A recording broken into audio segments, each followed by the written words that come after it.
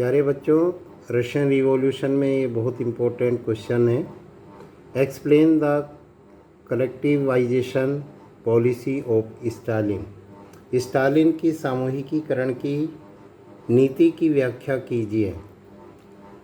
इसमें first point है, the collectivisation policy was introduced by Stalin who came to power after the death of Lenin. यह नीति Stalin द्वारा आरंभ की गई जो लेनिन की मृत्यु के बाद सत्ता में आया। सेकंड पॉइंट है, it was argued that grain shortage was partly due to the small size of the holding. यह तर्क दिया गया कि अनाज की कमी खेतों के छोटे आकार के कारण थी। Third point, to develop modern farms and run them along industrial lines with machinery it was necessary to eliminate kulaks, take away land from peasants and establish state controlled large farms. भूमि किसानों को दे दी गई। इन छोटे आकार के खेतों का आधुनिकीकरण नहीं हो सकता था।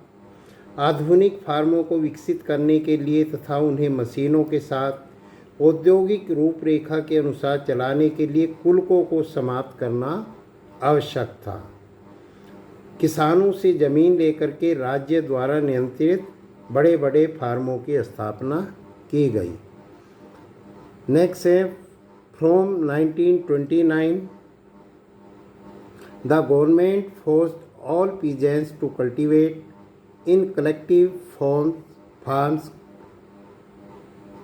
Kolak peasants worked on the land and the kolak's profit was shared. 1929 से सरकार ने सामूहिक फार्मों, जिसको कोलोखोज कहा गया है, खेती करने के लिए किसानों को मजबूर किया गया। अधिकतर भूमि उपकरण सामूहिक खेती के स्वामी को हस्तांतरित कर दिए गए। किसान भूमि पर काम करते थे और सामूहिक खेती का लाभ बांट लिया जाता था। फिफ्थ पॉइंट है, enraged peasants resist the authorities